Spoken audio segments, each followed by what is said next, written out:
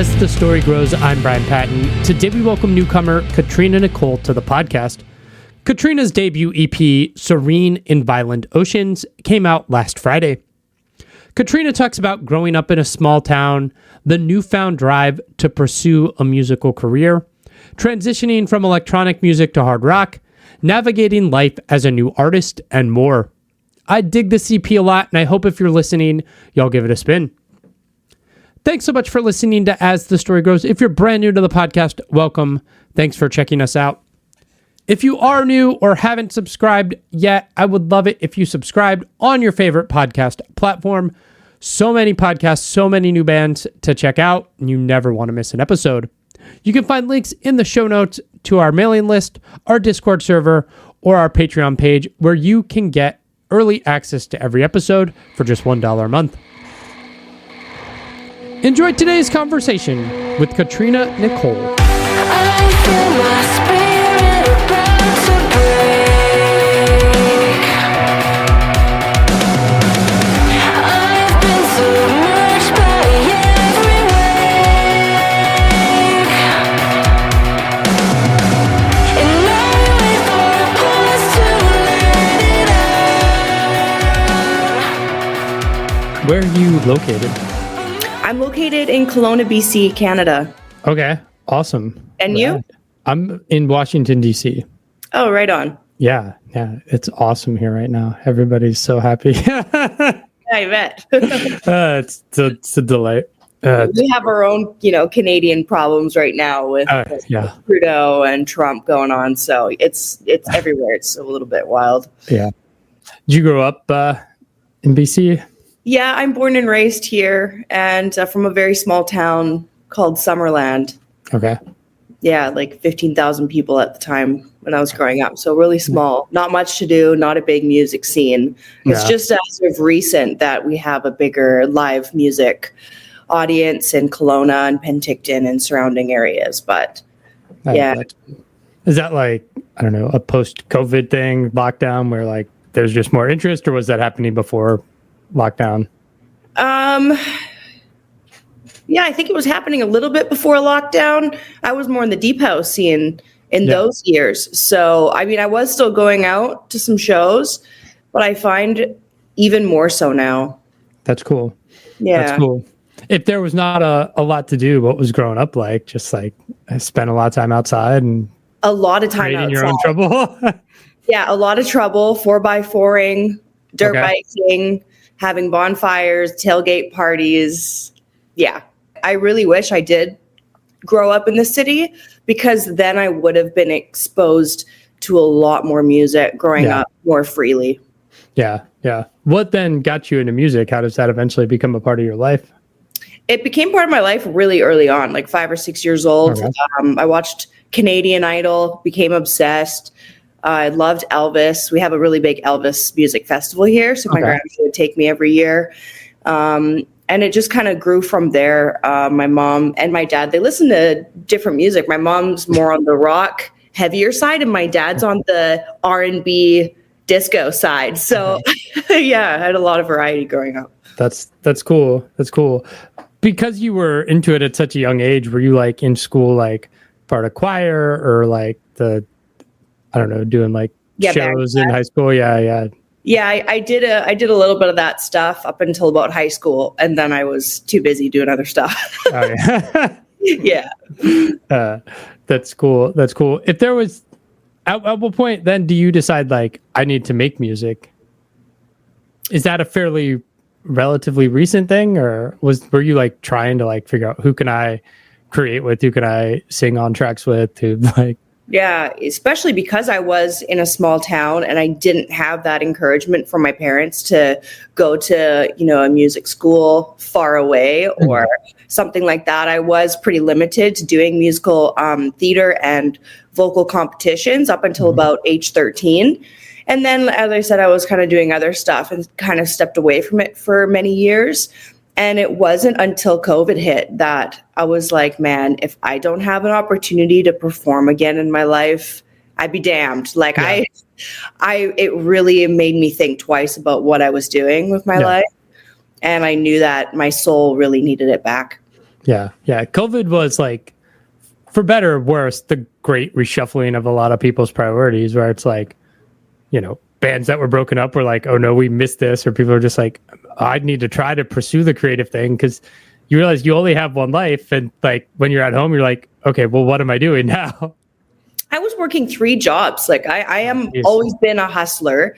I love to keep busy. I'm very independent, but doing this the last 2.5 years of just putting everything into music and forgetting about doing the 9 to 5 and forgetting about what society wants me to do. Yeah.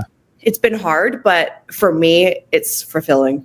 The band that I have right now, they've had a lot of highs in their career, and they have families now, and they're studio musicians, they're producers, they have a lot of work that they're doing within the music industry, but their goal is not to, get up on the road and do what I want to do right now. And I know that. I can see that. I'm so new at this, and I'm not afraid to say, hey, I haven't been on tour before, but I'm so excited to do it. Little drops of erase turn the nights into days, and I just keep on falling. Call your smile in the haze, little looks turn to gaze, and you just keep on calling my name. I listen good, turn on peripherals. The sun is going down now, baby. So take another look. Sunset is almost. When you started releasing singles, they were definitely in the pop music, dance music vein. What led you to start there, and how did this transition into this new EP and a heavier sound develop and evolve? In the Okanagan Valley, where I am, there was one company that kind of worked with startup artists. Okay. At the time, it was worth it for me to do a couple of classic rock covers. I got on the radio and I really enjoyed it. But from there, things just fizzled out with the company and the connections that I had at the time. And then I thought that I wanted to learn how to DJ. So I actually went to Pioneer DJ School in Amsterdam for a 2-week course. And I met my teacher there, and he is a very well-known local DJ in the scene. And we became friends, and I was like, okay, this is an opportunity for me to pursue this and use my vocals and get my creative juices flowing again. I quickly realized that I wasn't great at DJing. I didn't absolutely love it. And I preferred being in the studio and, using my voice. And over time, as I was making these deep house tracks, we were doing it long distancely. And I realized I'm not getting out these emotions and thoughts and feelings that I have. And a lot of it is past trauma, things I'm still angry about, things I'm still going through.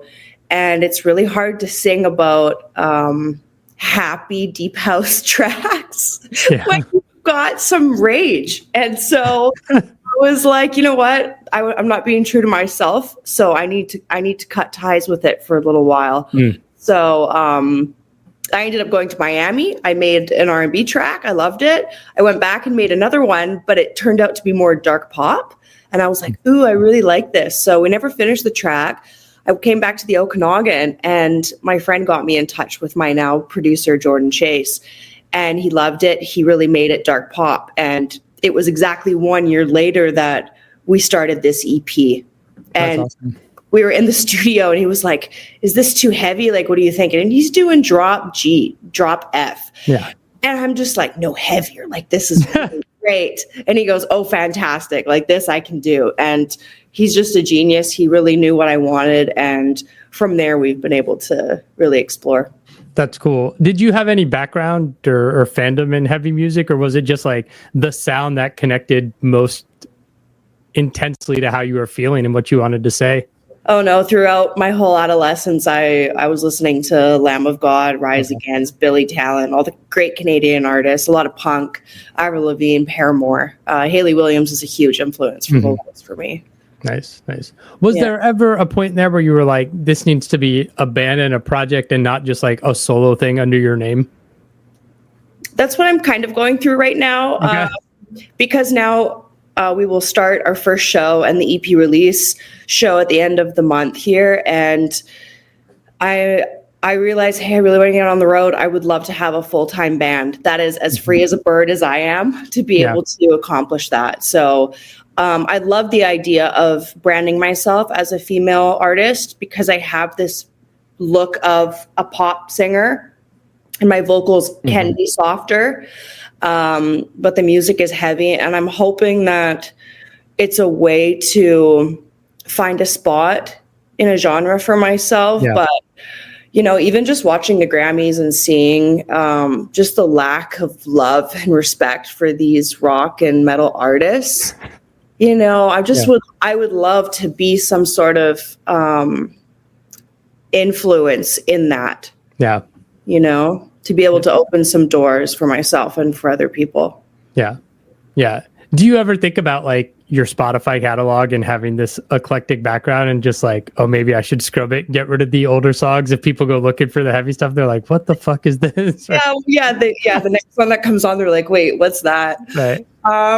No, it's okay. It's part of it's part of my history. I didn't change my name going into this EP, which is fine. The algorithm is still trying to figure me out. Yeah. On Spotify, but I'm okay with that. And I've got a lot of tracks lined up, so eventually they're going to start making their way out, and I'll probably just stop, doing the yearly renewal on TuneCore. So it'll eventually float away. Yeah. I'm still getting crazy streams on them, so it's not bad for me. Right. Because people can playlist, and if they hear a new song and aren't into it, they just move on, right? Like yeah. EP is called Serene In Violent Oceans. It's a killer title. What led to that title? And kind of, you talked about trauma, but what themes kind of informed your lyrics? Yeah, so even from months leading up to my first day in the studio, I thought about a lot of things that were really bottled up for me. Mm-hmm.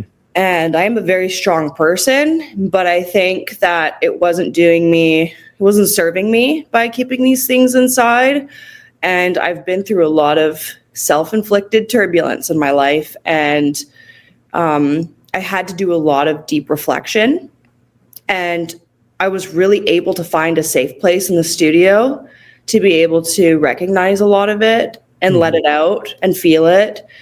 And I think, towards the end of creating these 5 tracks, I was like, wow, this put together, is me just trying to stay happy and at peace no matter what's going on around me, whether it's self-inflicted or not. It's not as self-inflicted anymore today. But, I have a new song coming out on Wednesday called Emotionally. And in those lyrics is Serene In Violent Oceans. So when we were doing the 3rd track was kind of when I knew that's what I wanted the EP to be called.